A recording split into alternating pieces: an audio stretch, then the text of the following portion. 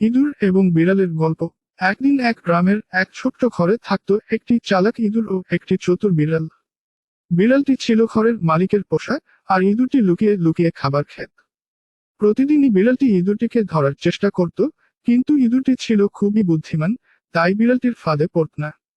একদিন বিড়ালটি ভাবল, এই ইঁদুরটিকে ধরা সহজ নয়, আমাকে নতুন কোনো কৌশল বের করতে হবে। সে ভাবল, যদি আমি অসুস্থ বা মৃত সাজি, তবে ইঁদুরটি নির্ভয়ে বেরিয়ে আসবে। পরদিন বিড়ালটি ঘরের এক কোণে গিয়ে শুয়ে পড়ল, নিস্তেজ হয়ে পড়ার ভান করল।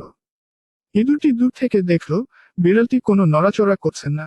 ইঁদুরটি ভাবল, মনে হয় বিড়ালটি মারা গেছে, এবার নিশ্চিন্তে খাবার খেতে পারবো। ইঁদুরটি সাহস করে কাছে গেল। হঠাৎ করে বিড়ালটি ঝাঁপিয়ে পড়ল, কিন্তু ইঁদুরটি ছিল প্রস্তুত। সে দ্রুত লাফ দিয়ে এক ছোট্ট গর্তে ঢুকে গেল।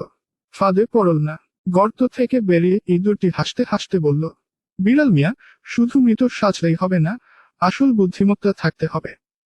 শিক্ষা: অন্যকে ফাঁদে ফেলতে গিয়ে যদি বেশি চালাকির ভান করা হয়, তবে নিজের ফাঁদেই পড়ে যেতে হয়।